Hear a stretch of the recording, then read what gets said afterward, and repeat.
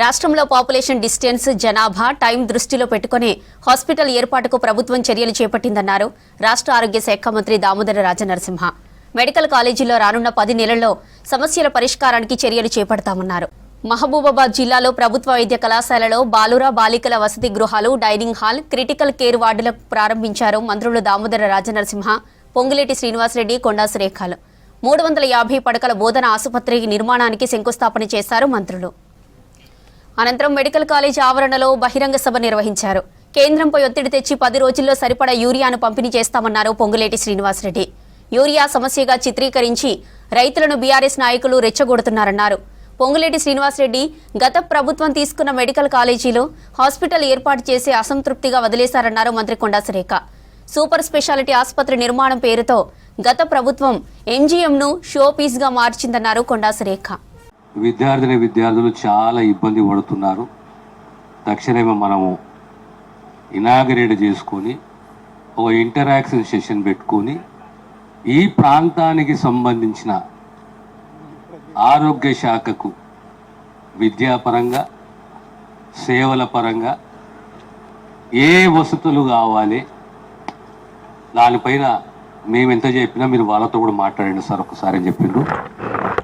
ఈరోజు అందుకే ఎంత కార్యక్రమం అయిన తర్వాత మీతో ఇంటరాక్ట్ అయినాము. ఇంటరాక్షన్లో ప్రధానంగా నా దృష్టికి తీసుకొచ్చినవి 2-3 అంశాలు ఉన్నాయి.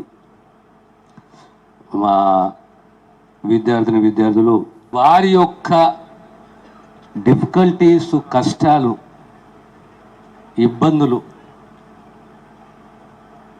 3 సంవత్సరాలు అవుతున్నది. ఏ రకంగా మేము ప్రైవేట్ హాస్టల్ బిల్డింగ్లో ఉండి ఇబ్బందుల పాలవుతున్నాము, ఆ ఇబ్బందులను అధిగమించాలి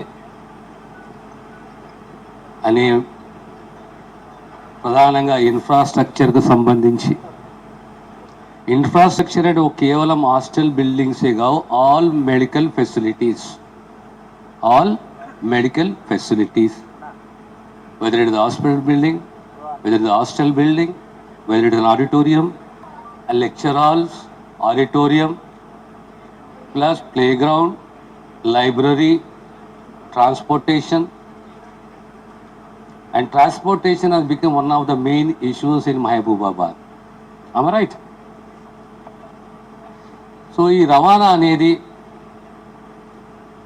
Government Vaidya Vidhan Parishad has become the government general hospital.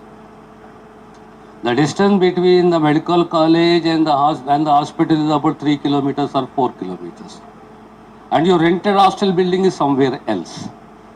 So మీరు అన్నట్టు ఓవరాల్గా ఒక 17 నుంచి 18 కిలోమీటర్ రోజు తిరగవలసి వస్తుంది. ఆర్థిక భారం అవుతుంది, స్ట్రెయిన్ కూడా అవుతుంది. You are not comfortable. We have understood it. The first and the foremost thing is we are supposed to lay the foundation for a new hospital building. Already this is 50 bedded critical care block. సుమారు 26 కోట్ల రూపాయలతో girls హాస్టల్ని open చేసుకోవటం జరిగింది. ఈ ప్రభుత్వం యొక్క ఆలోచన ఏంటో మీకు తెలియంది కాదు. ప్రజా ప్రభుత్వం కావాలని తెలంగాణ రాష్ట్ర ప్రజలందరూ కోరిక మేరకు తెలంగాణ రాష్ట్రంలో ప్రజా ప్రభుత్వం వచ్చి 20 నెలలు అవుతుంది. ఈ ప్రభుత్వం గౌరవ ముఖ్యమంత్రి రేవంత్ రెడ్డి గారి నాయకత్వంలో విద్యకి, వైద్యానికి పెద్దపీట వేస్తూ ఆనాటి ప్రభుత్వం ఏవైతే గొప్పలు చెప్పుకున్న వైద్య కళాశాలలు మేము నిర్మించామని చెప్పిన ఆ కళాశాలల పరిస్థితులు 2 సంవత్సరాల దగ్గర కావస్తున్నా ఆనాడు వారు మొదలుపెట్టిన పరిస్థితి ఈనాడు ఎలా ఉందో మనకు తెలియంది కాదు. రాష్ట్ర ఆర్థిక పరిస్థితి ఫైనాన్షియల్గా సహకరించకపోయినా ఏది ఏమైనా అభివృద్ధిని, సంక్షేమాన్ని 2 కళ్ళలా ఈ ప్రభుత్వం చేస్తున్న దాంట్లో భాగంగా వైద్యానికి కావలసిన, ముఖ్యంగా వైద్యం కావాలంటే డాక్టర్స్ కావాలి, డాక్టర్స్ కావాలంటే డాక్టర్స్కి సంబంధించిన మెడికల్ కాలేజీలని మరింత స్ట్రెంగ్తన్ చేస్తూ అదేవిధంగా వాళ్ళకి అన్ని ఫెసిలిటీస్ ఇప్పుడే చెప్పారు. మెడికోస్ వాళ్ళకున్న సమస్యలు డెఫినెట్గా నిన్ననే గౌరవ ముఖ్యమంత్రి గారు రేవంత్ రెడ్డి గారు దీని మీద దామన్నతో కన్సర్న్ అఫీషియల్స్తో రివ్యూ చేయటం జరిగింది. రాబోయే ఈ 6 monthsలో మీ షెడ్యూల్, మీ రూట్ మ్యాప్ ఏంటో చెప్పాలి.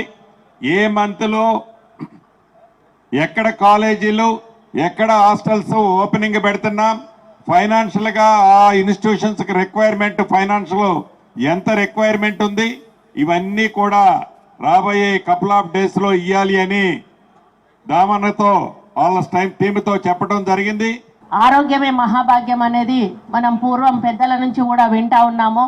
మరి ఆరోగ్యం సరిగా ఉంటేనే మనం ఏదైనా కూడా చేయగలుగుతాము. మరి ఆరోగ్యం బాగుండాలంటే అందుబాటులో హాస్పిటల్ అనేది ఉండాలి.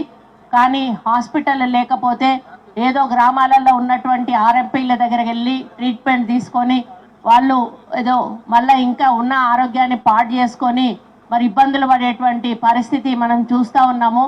మనం ఇంకా ఎంత అడ్వాన్స్ అయిపోతున్నా కూడా ఈ హెల్త్ విషయంలో గ్రామాలలో ఇంకా ప్రజల్లో సరిగా అవగాహన లేక సరి అయిన వైద్య సదుపాయాలు లేక ప్లస్ ఉన్నా కూడా వాళ్ళు డాక్టర్ల దగ్గరికి సరిగా వెళ్ళక వాళ్ళ ఆరోగ్యాలను పాడు చేసుకుంటూ మరి మోయరాన్ని భారాన్ని మోస్తూ సీరియస్ అయ్యే వరకు సడన్గా పోయి ఒక ప్రైవేట్ హాస్పిటల్లో జాయిన్ అయిపోతారు. లక్షల రూపాయలు బిల్లులు అవుతాయి. ఆస్తులు అమ్ముకొని ఖర్చు పెట్టి ఆఖరికి ప్రాణాలను పోగొట్టుకునేటువంటి పరిస్థితి ఏర్పడుతుంది. మరి ఆ విధంగా ఏర్పడకుండా ఉండాలి అని మరి ప్రతి ఒక్క హాస్పిటల్ కూడా ప్రతి ఒక్క కాన్స్టిట్యున్సీలో కూడా ఉంటే మంచిది అనేది మరి అందరి ఆలోచన.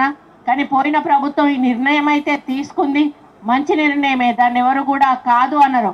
కానీ ఏదో అడ్డదిడ్డంగా అన్ని నియోజకవర్గాలకు ఒకటి చొప్పున మరి హాస్పిటల్స్ ఏర్పాటు చేయడమే కాకుండా మెడికల్ కాలేజీలు వాటిని సరిగా డబ్బులు విడుదల చేయకుండా, సరిగా కన్స్ట్రక్షన్స్ చేయకుండా మరి ఎన్నో రకాల ప్రాబ్లమ్స్ క్రియేట్ చేసి అడ్మిషన్స్ ఇచ్చేసి వాళ్ళు తప్పుకోవడం జరిగింది.